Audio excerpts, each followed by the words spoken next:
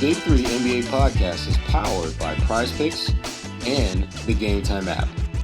Hello, everyone. Welcome into another episode of the Big 3 NBA podcast. I'm Kwani Lunis, joined by Sherrod Blakely and Gary Washburn. Hi. Hi. That was like such an anti-Black History Month hello as I've ever heard. Oh my gosh, you're right. This is the first episode of Black History Month. Kwani was just like, it over. Hi. I'm kidding. Hi. Kwani, what's going on, Kwani? How you doing? Doing Hi, well. Kwani. How is your Black History Month going so far? So far, so good. I can't say the same for Gary, but I can say for me, it's good. It's good. Dang. It's okay. It's all right. You'll get better. We're 5 days in. It's okay so far. Yeah. Yeah. We have a few more days in the month. Time is still young. Yeah. The month is still young. It is. And the month is still short, which is another story, another day. But that is a good point, too. I think off the top, we should talk about the trade. Do you want to talk about the trade? What trade? Jaden I'm Springer. just missing. Yes, Getting Jaden. traded to the Rockets. Gary, actually, we were just talking offline. You said you knew this was coming in a sense. Why did you know it was coming? Well, he's the most tradable asset if you're trying to clear space. The tax bill, the Celtics are paying almost, more than 3 times his salary. Mm-hmm. I think it's like a $15 million tax bill for a $4 million salary. Yeah. And they just couldn't find a place for him. And I just think they felt like, one, we can clear open a roster spot, some more flexibility during the buyout market, and 2, give him a place, a chance to play. And 3, they're not going to sign him next year, so probably get an asset or 2 back, so they get a protected second-round pick and just clear some roster space and give him more flexibility. As much as I think he's a good kid, he's 22, he still has potential. In as much as he had his moments over the last couple of weeks, that Clipper game most notably, where he shut down Kevin Porter Jr. and he hit a couple of key threes, including the dagger. He just never really found his shot. He never really was able to get traction in the rotation.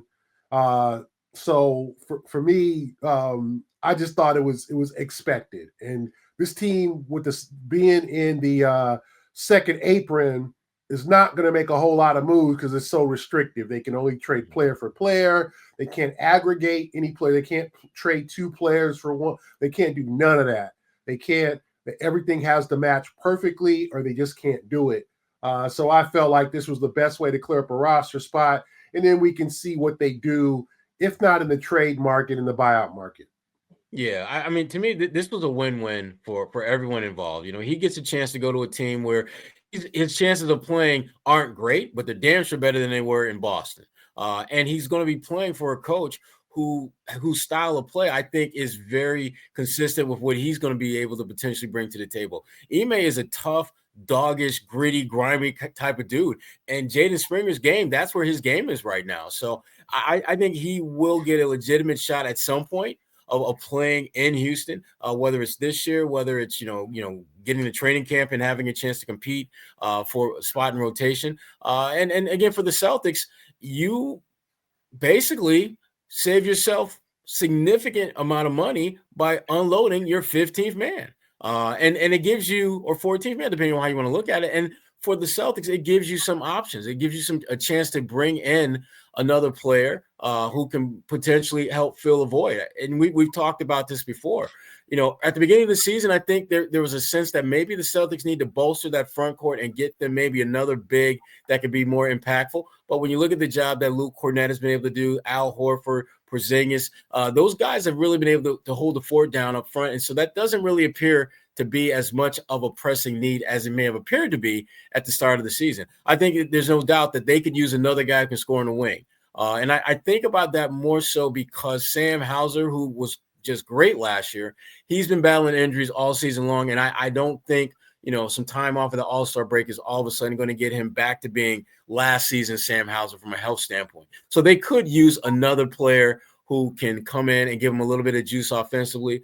I know that, before Gary can even throw his name out there, I'm going to throw it out there first. Your boy, Lonnie Walker. That's someone that you're going to hear his name bantered about, I think, in the next couple of weeks as a possible add-on to the Celtics. And that would make a lot of sense. Because, again, when you look at this Celtics team and you look at what's one or two areas that you could see someone coming in right now and potentially helping them, Lonnie Walker and what he does well makes a lot of sense. On those nights when Sam Hauser isn't able to go, or hell, even when the nights when Sam is healthy enough, you might need someone who can get you buckets, who's maybe a little bit more athletic, can maybe do a little bit more of their own shot creation, who's not named Jason Tatum or Jaylen Brown or Derek White or Drew Holiday. Lonnie Walker could be that guy. And I do think that as they start looking at different players, they'll certainly take they'll look in the G League to see if there's something there. But I do think that the Celtics are going to try to add a player who has a certain amount of experience and who has the potential to be an impact player. I mean, as Gary alluded to earlier, Jaden Springer's won the Celtics a game this year. And if you're going to find someone to replace him, you want someone who has that type of potential that they may not play every game, but there may be nights where they could be the difference between winning and losing. And again, I think those are the kind of players that the Celtics are really looking to add at this point, and not necessarily someone they have to develop. So it'll be interesting to see how they feel that one spot that they're going to have to deal with. But I do think they're going to get somebody with some experience who can come in and help. So the NBA trade deadline, depending on when you watch or listen to this, it's Thursday, February 6th, 3 p.m. Right now, as we record, we still don't know what the final moves that will be made when it comes to the deadline. But we actually didn't get a chance. I'm sure when I said the trade, most people thought about a different trade. And you two didn't get to react on this podcast specifically. So Luka Doncic goes to the Lakers. Of course, Anthony Davis is in Dallas now. Just quickly, what was your reaction when you found out about that? Maybe definitely historical NBA trade. I thought we all were getting punked. I thought it was like as Luka alluded to, I thought it was April 1st because it just didn't, on the surface, it just didn't make a lot of sense that a 25-year-old player who is arguably a generational type talent was being moved for a 31, 32-year-old who, while very good, was 31, 32 years old, who hasn't exactly been, the model of, durability. When your nickname is Street Clothes, come on, that says a lot. That says a lot about your status in the eyes of people. And again, once it became clear that this was in fact happening, I was disappointed, not so much in the trade itself, but the fact that Dallas didn't get more in return, and that Dallas didn't open itself up to the market to see what Luka's true value was in the NBA versus what his market value was in LA. It looked and felt and smelled like a homeboy hookup, like something that just, I'm gonna do a solid for my dude, and the rest of y'all who are like, wait, what about us? But it also makes you wonder what's the deal with Luka? Like, why were they so willing? And you saw the reports of him gaining weight and, people playing with the media in that sense. So it's like, what exactly is the issue? Gary, what do you think? Yeah, I was stunned like everybody else was. I saw Luka on the bench last week when the Celtics won last Saturday before last, when the Celtics won at Dallas. He did not look particularly plump or beefy. He looked kind of thin. He looked like he was in good shape. He just looked. It wasn't looking like he was wearing a medium. It looked like his clothes fit normal. No medium. He had a pair of trousers on and some sneakers and a jacket. He did not look like, damn, Luka putting on the LBs. Like, you could tell with certain guys when they put on weight. We've covered some of those guys. The Big Baby Davis. Some of those guys who weight is an issue, and you can see it. I didn't see that in Luka. But obviously, I think this is something that's been dating back for years since Nico Harrison took over. And obviously, there's a difference of opinion and philosophy on whether Luka is in good shape, whether the lack of conditioning or whatever is a reason why he doesn't defend, why he's having these lower extremity injuries, a lot of things. And obviously, the Mavericks were completely fed up. Or there's something we're going to find out in the 30 for 30 about something that they found out about him because you don't trade a 25-year-old for a 42-year-old. That's the one thing you don't. That's hell if you do that. Okay, and you don't trade a 5-time All-NBA player like you just 25 years old. First team All-NBA player who goes by one name, who is popular in your city, who's an international superstar. I mean, do you know how much NBC was doing backflips when Slovenia qualified for the Olympics in 2021 when it was Luka, when it was like last time they didn't. Unintended? Yeah. Like backflips. Sorry. Yeah, funny. I cracked myself up. It's Olympics, backflips. Anyway, continue. Yeah, gymnastics. Yeah, sure. There you go. Oh boy. Anyway, moving forward, because Luka dragged his team to the Olympics in 2021, and it was Luka and the Miracles or whatever, and he took he's an international superstar. You don't trade those guys. There's people that are untouchable in this league, right? Or as I said in the previous podcast, there's only a few players you would trade Luka for. Wemby. Yeah. Tatum, Giannis, Jokic. You know, if you really want to trade, although both those guys are plus 30. Or, Anthony Edwards, maybe. John Morant, maybe. I don't know. Maybe. Maybe for extra M&Ms on the side. Yeah, off the floor, I don't trust other things. And then the rights to the number 1 pick to get Cooper Flag. That would be it. Fact. That would be it. If you got guaranteed the number 1 overall pick, and you were in a team who was we need Luka to take us, and you're okay, I'm ready to start over with a 20-year-old. Boom. But for Anthony Davis, I don't understand. Like Sherrod said, I like Max Christie. The throwing of that's the underrated part of this deal. I like Max Christie. He's a young guy, 22 years old, who's now one and done, who's turned himself in from a 2nd-round pick into a very solid rotational player. And then but you also gave up Maxi Kleber, who was your starting power forward or one of you off the bench. You threw him into the deal. So you not only gave up Luka, you gave up another rotational guy, right? So to me, it's a very lopsided trade. And the way I look at it is something had to be going down, a difference of philosophy where Nico Harrison says to himself, I just got to get this guy out of here. And who knows? Luka obviously wanted to stay in Dallas. He didn't understand the enormity of him not cooperating maybe with management. He didn't know he was on the block. He brought his Slovenian team around, conditioning team. Obviously, there was some difference of what kind of workout was that? That's a good workout. You need to be in the gym in a couple of hours. You need to be running, doing a treadmill. Something was confusing between Slovenian shape and NBA shape. Yeah. And off the court habits, who knows, Luka might be a beer drinker. That's not good. I've covered Major League Baseball. Major League Baseball players are beer drinkers. Okay? That's middle relievers. I had one middle reliever tell me it's great for your delivery to have a little belly on you. It's good for your whole delivery, right? So middle relievers. I ain't buying that. Yeah, that's what he told me years ago.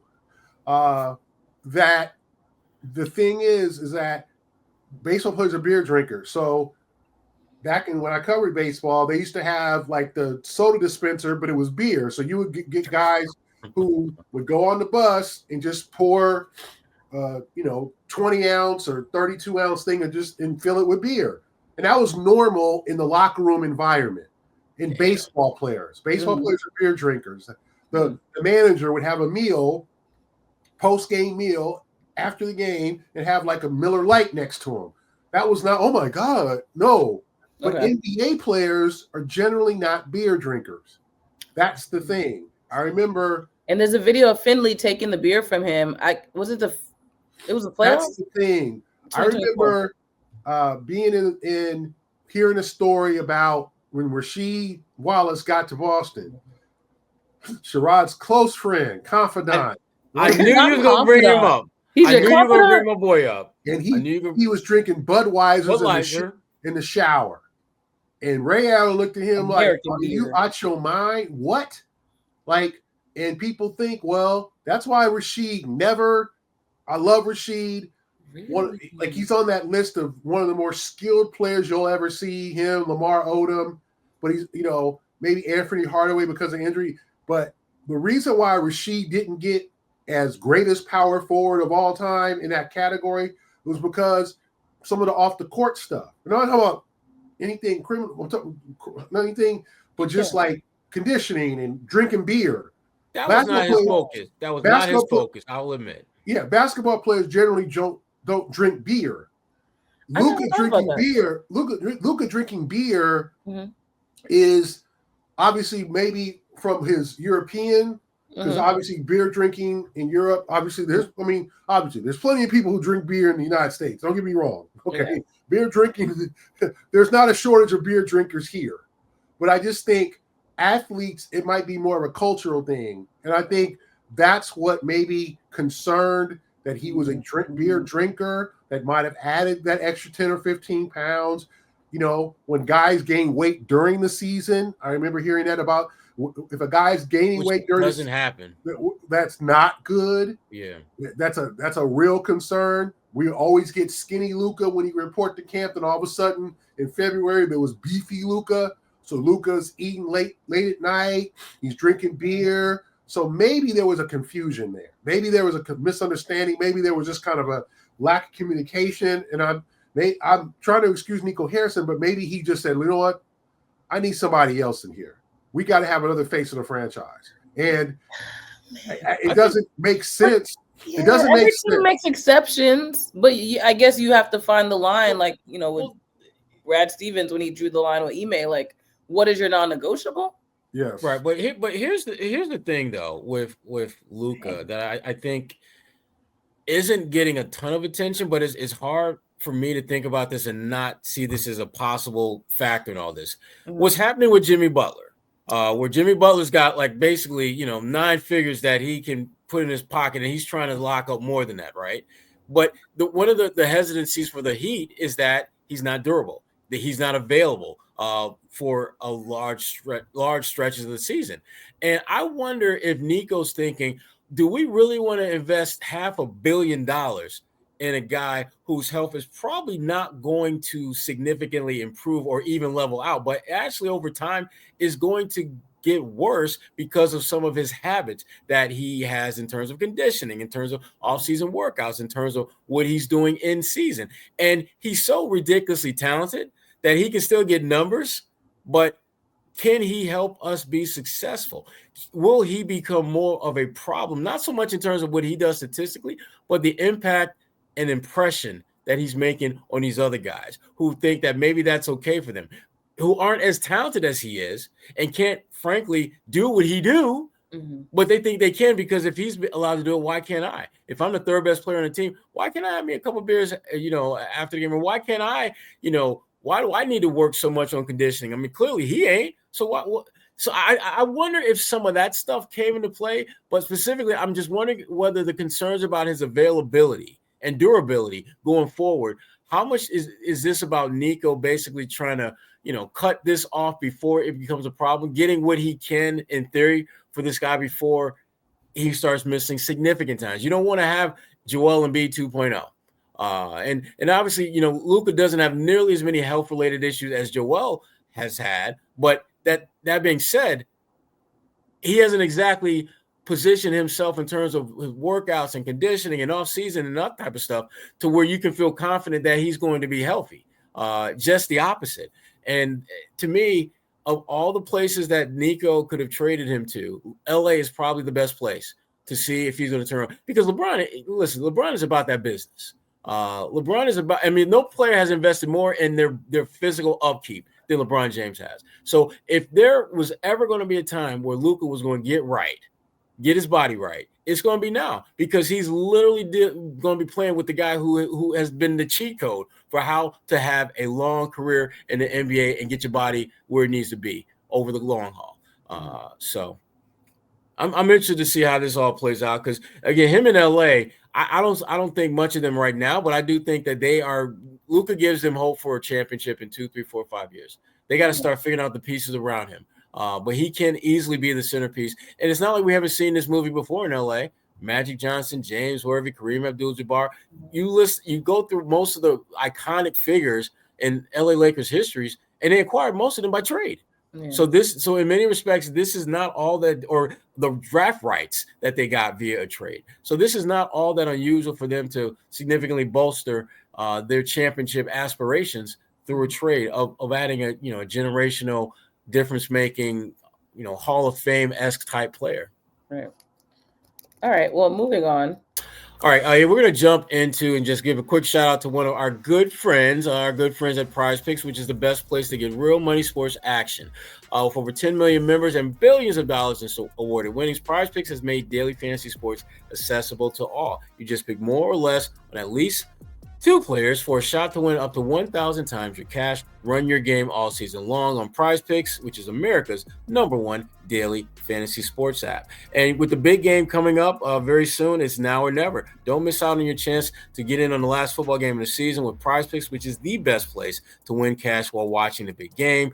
PrizePicks is also giving away a free pick for the big game where one of the starting quarterbacks will only need to throw for 1 yard to win. And that quarterback is Patrick Mahomes. Yes, that's right. Patrick Mahomes throws for 1 yard. You can get that plus another, player that projection that you accurately select and you win. It's that easy. At least one more projection and you can win real cash along with that free score. So check out the promos tab to tail any of our Super Sweat Millie winners big game lineups. And if you tail a lineup that goes 3 for 3, you can win a split of a $1 million in promo funds. So how do you get in on this? Well, it's real simple. You just sign up today and get $50 instantly when you play $5. You don't even need to win to receive the $50 bonus. It's guaranteed. PrizePicks is the best place to win real money this season. And again, easy to get involved. You just download the app today. Use the code CLNS to get $50 instantly after you play your first $5 lineup. Again, that's download the app today. Use code CLNS to get $50 instantly after you play your first $5 lineup. PrizePicks, run your game. All right. Now that we've paused the trade talk, of course, there might be more to come. We'll see. Let's talk about the Celtics, of course, but also the little shakeup, the Eastern Conference lineup right now. The Cavaliers, #1 in the East right now. The Celtics right behind them. But the Celtics just played them. They beat them 112-105 in Cleveland. Derek White, 20 points, 14 points in the fourth quarter. Tatum with 22 and 7 assists, and Jaylen Brown with 16 points, 9 rebounds, and 6 assists. Right now, the Celtics stand at 4.5 games behind the Cavs in the East. Again, regular season still right before the All-Star break, but still a pretty important opponent. So is this a game where you take with a grain of salt, or do you think, all right, this is clearly a good litmus test of what the Celtics can and hopefully want to do when it comes to the Cavs? You saw them Cavs up close and personal, G. What you think? Yeah. He was in Cleveland. Had a good time in Cleveland. Yeah, I thought it was not a great time. I thought it was a quality, one of the more impressive wins of the season. Cavs are almost fully healthy. They missed on a Okoro and Dean Wade, but they had a full roster other than that, right? They were rested. They were ready. They had just, battered Dallas a couple days before. They were really looking forward to this game as a litmus test because, just being in Cleveland, there is still doubt in the city. Like, okay, as much as the Cavs are off to a 40-9, 40-10 start, are they for real? Are they legit #1 seed? Are they the team to beat in the East? And this was a good test for them. And the fact that Celtics held them to a season low in shooting percentage. Like no one else besides, like Donovan Mitchell went for his 31, but he had to, he was dynamic at times, but we've seen him more dynamic. We've seen him carry his team to victory in the last couple of years over the Celtics, and that didn't happen. They gave Darius Garland a tough time. I mean, he was able to hit some buckets down the stretch also, but it was not the impact that, you would expect. And I just thought it was definitely one of the more impressive victories of the season, considering just the road venue. The Cavs are the best home team in the NBA. The fact that Jalen and Jason combined for 1 point in the fourth quarter.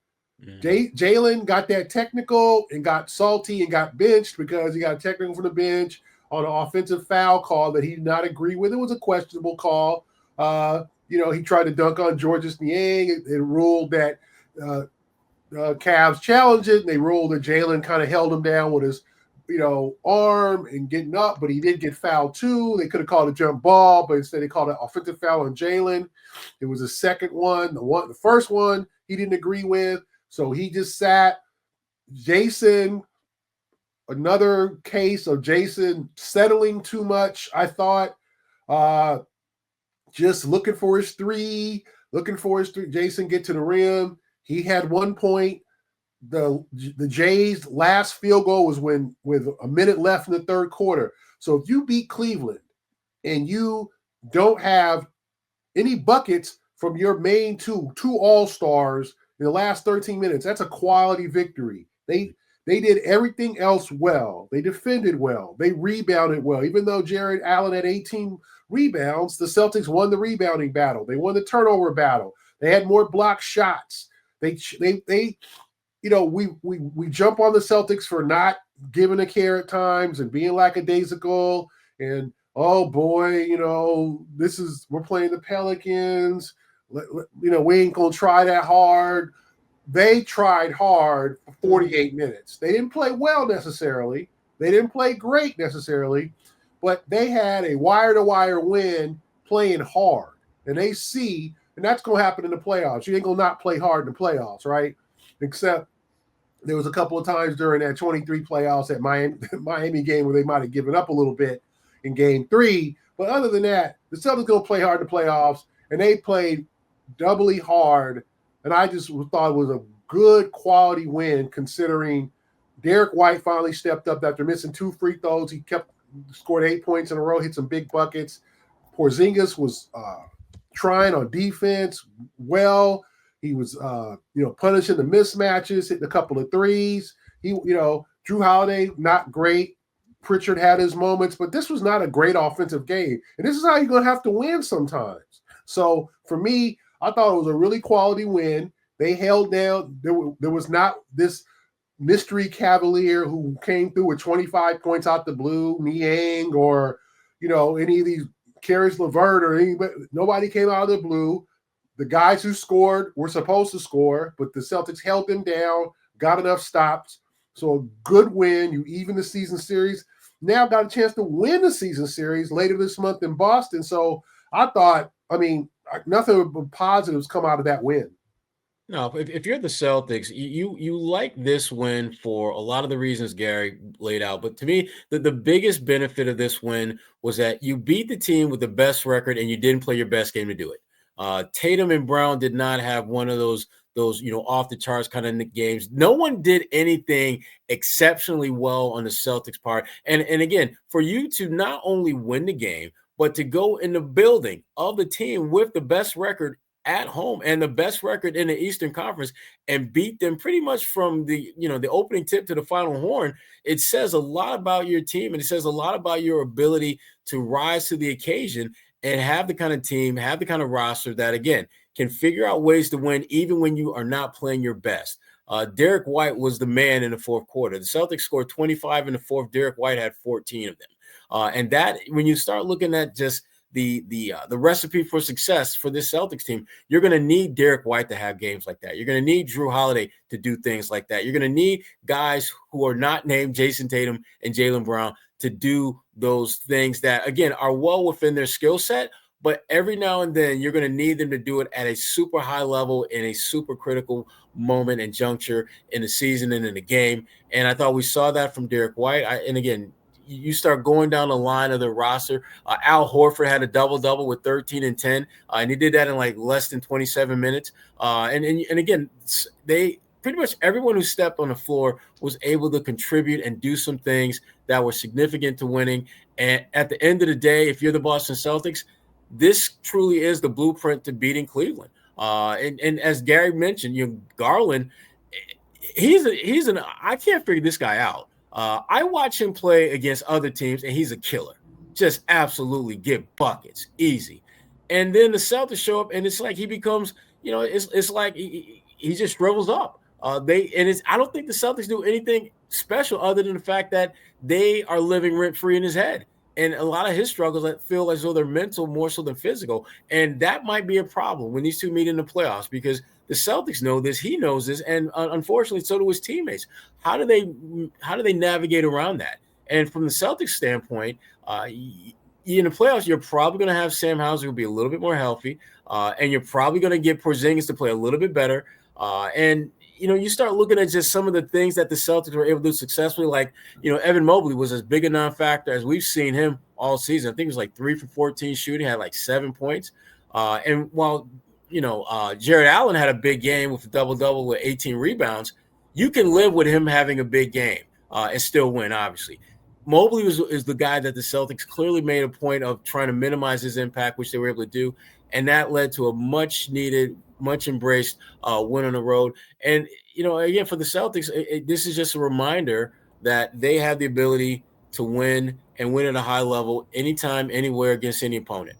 Mm-hmm. So before we go any further, I want to give another shout-out to another one of our good sponsors, and that's GameTime. And GameTime has you covered with great ticket prices on all types of sporting events as well as concerts. When I think about going to any type of sporting event or a concert, GameTime is the first place I look. And for those of you who know that I am a huge Eagles fan, you better believe I have been checking my GameTime app every day. I'm looking for the price of tickets that get to a certain point before I act on it. And we're not quite there yet, but the prices are pretty darn good right now. I was just looking on their app a few minutes ago, and most of the tickets have been in that $4,000, $5,000, $6,000 range. Well, now you can get in for the big game at $2,500. They got tickets that low right now, and I am seriously thinking about pulling the trigger on that, but I got to finish this damn podcast first before I can do anything like that. So we're going to take care of that business first. But the thing about GameTime that I love, again, in addition to the pricing, is just the all-in pricing component of it. You know what you're paying before you get to the checkout. And when it comes to seating, they have, the sight lines are able to be seen before you get to checkout, so you will know where your seat is relative to the sight line of the event, and you do this before you get to checkout, before you actually pay. So those are two of my favorite features of GameTime. And again, if you want in, all you have to do is download the GameTime app, create an account, and use code CLNS for $20 off your first purchase. Terms apply. Again, that's download the app, create an account, and use the code CLNS for $20 off. Terms apply. What time is it? Game time. All right. Before the break, we were talking about that Cavs game, Celtics-Cavs. Of course, like I mentioned, the Cavs sit at number 1 in the East right now, looking like their biggest opponent to another NBA championship. So with that being said, again, I mentioned it's a regular season game, but which team do you both think needed that game more? Cleveland. They needed it. To me, Cleveland is trying to go where Boston has already been.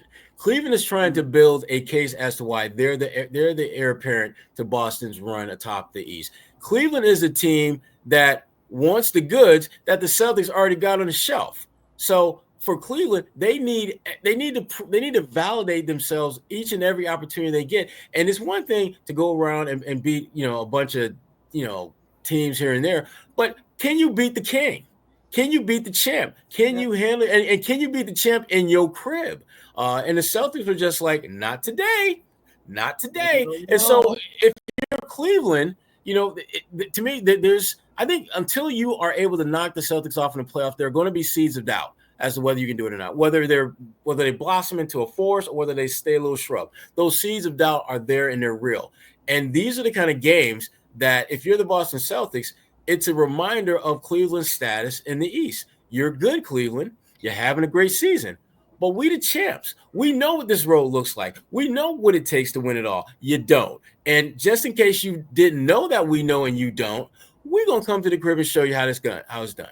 And so Cleveland is like, what can you say? I mean, they right. They beat us. And until Cleveland can change that narrative, the Celtics are always going to have a little bit of a mental edge over this team. And this game, I think, was an opportunity for Cleveland to at least push back on that narrative a little bit, and they didn't.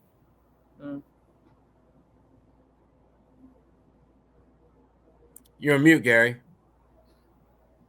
He's too stunned. No, well, I thought it was more important for Cleveland because for me, like Sherrod said, they're trying to get where the Celtics are. But I also thought it was important for the Celtics to win a difficult road game. Although they have the best record in the NBA on the road, this team can't play well at home, where they can sure as hell play well on the road, which is interesting.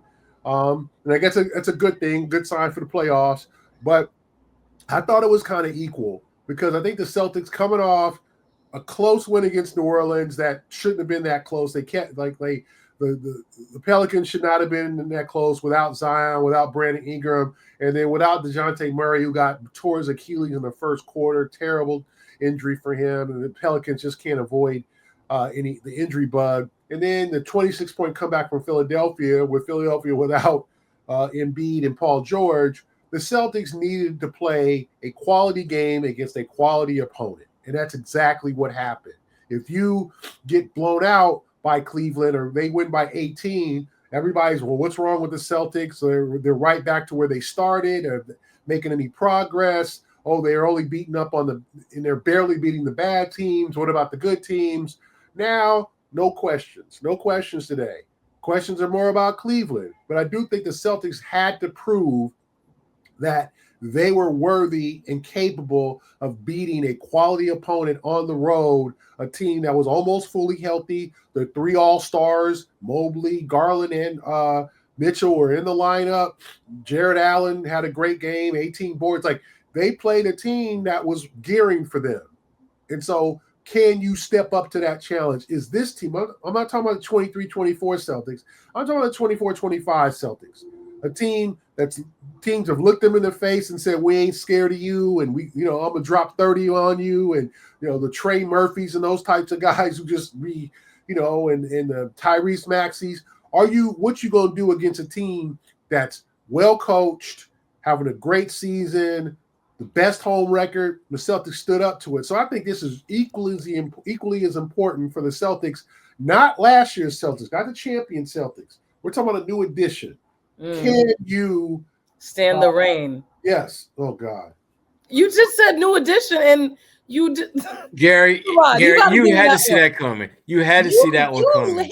You alley-ooped that one for me. Come on. Dude, Gary, that was like Jalen Hurts dropping back and seeing Saquon Barkley and just say, here you go. You just handed that to her. She had to run that one, Gary. She had to run that one. Into the end zone. Anyway, Eagles win. Can you stay in the rain? Can you stand up to the resistance of a team that wants to beat you, is trying to whoop your ass and show that they're number one in the East, and the Celtics stood up to the challenge? So I thought it was equally as important for Boston, not only to play a good game, but to come out and win and hold on. You guys know how hard it is to hold on to a 20-point lead early. 20-point leads in the NBA to these days are nothing. And Cleveland cut it to 4, but they never got closer to 1. They never made the game 1 possession. They never got as close when it was 40-20. The Celtics held on. And that says a lot about them withstanding the constant pushing, because you knew Cleveland's going to make a run. Donovan's going to hit about 30, couple of 30-footers. Darius Garland's going to hit open 3. Somebody else is going to step up and hit a 3. You knew it was coming. The charge came. The Celtics withstood it. So I thought it was just as important for the Celtics. Well done. Well done, Gary. You said new edition, and then you said can they? And I was like, well, he's going to break out in song. But that is the theme for the Celtics this season. Can they stand the rain and get back to the NBA Finals? It's a word. Call me a for now. Okay. If it isn't love, well, No. Why do we feel this way? Why do we feel this way? Exactly. If you're a Celtics fan, if it isn't love, why do you feel this way? There you go. Gary, you gonna be all right? He's sick of us. I'm sorry. You started it. Can y'all even come up with some appropriate? If y'all gonna do the new edition thing, come up with some like "Count Me Out," "Cool It Now." Come up with some appropriate. Y'all coming out with a new edition of any Heartbreak album? That new edition. They made more than one album. Y'all coming up with y'all. You know, who can you trust? How about that one? Y'all know about. Y'all know nothing about. Listen. You said you can't name 5 songs. Yeah, listen. Don't make me go miss a telephone man on you, Gary, and something be wrong with your line.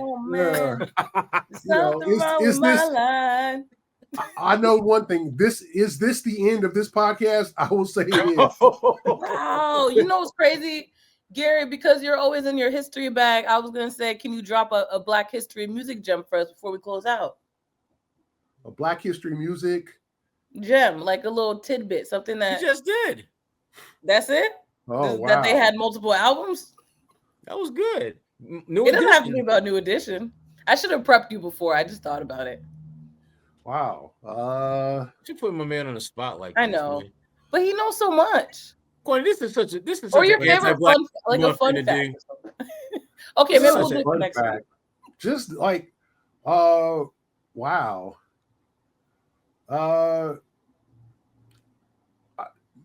I don't know. Like I've been getting deep into Donny Hathaway. If you want to look him up, not only for this Christmas, that's his most famous song. Obviously, the ultimate African-American Christmas song. If you didn't hear that during Christmas time growing up, like it was something wrong. But he did a lot more stuff. Donny Hathaway is somebody, and he unfortunately committed suicide at 32 years old. He wrote This Christmas when he was at Howard. Like, so you think you doing stuff when you in college and you think, oh, I'm 30. And he literally wrote a historic song when he was at Howard. That's a fun fact. See? Yes, he was a student at Howard when he wrote This Christmas. So when you sometimes think of the things that you've done, hey, shit, I was such and such years old. Yeah. Like you just think of some of our ancestors and some of our previous generations did when they were that a certain age. Amazing. So always, appreciate the past as much as it builds the future. And when you talk about the future with Donny Hathaway, you got to talk about his daughter Layla. She can sing. S-A-N-G. Not sing. Her debut album, I mean, just full of just low-key classics. Heaven Knows. What? Come on now. So yeah. I used to rock this. Yeah. All right, well, get your other fun facts for the rest of the month. We have you guys covered. Now that I've created more homework for all of us, I love except for yourself, but that's another story. No, I'll do it too. I'll find a fun fact for next week myself. How about that? And we can't be having no 2019. Ew, the 90s are vintage way now. Way back in 2019. The 2021. The 90s are vintage. Okay, I'm gonna bring the kid up. The Gen Z. You got to come up with a real fun fact. You can't be. It can't be. If we have Gen Zers that watch or listen, I got you. Coming with like, hey, back in 2019, Shabba Ranks had the remix of. Come on now. You can't. I'm gonna tell y'all about VHS tapes and recording from the radio to your little cassette, so you can listen whenever. The fact, Gary, she called it the little cassette. Little cassette. Yeah, you don't know what you're talking about. I used to do that. I would listen to the radio, press record, play, boom. Got my own little mixtape. I made my own mixtapes. Don't play. Okay, Kwani, real quick question. Yes. What was the first CD, album, whatever you bought for or your mama bought you for your? What was the first one? Well, the first one I don't think it was bought for me, but it was Kirk Franklin in the Family. Okay. It was a gospel album. Yeah, I actually still can picture it right now. It was like, because grew up in a church household, a lot of Christian gospel music, but that's the first one I remember because I feel like I played that one so much. And then I think the first one that I owned was Mary Mary, another gospel duo. Awesome. One of their first very albums. Good. Yeah. They held me down in the 90s and 2000s. But all that being said, if you enjoyed this chaos, controlled chaos of the Big Three NBA podcast. Only ask from you. Make sure you're subscribing. Make sure you're downloading so we can continue to bring you what I think is entertaining content. But of course, the informative aspect is important as well. But until next week, when we talk more about the Celtics and maybe sprinkle in some Black History Month tidbits as well. For Sherrod Blakely and Gary Washburn, I'm Kwani Lunis. This is the Big Three NBA podcast.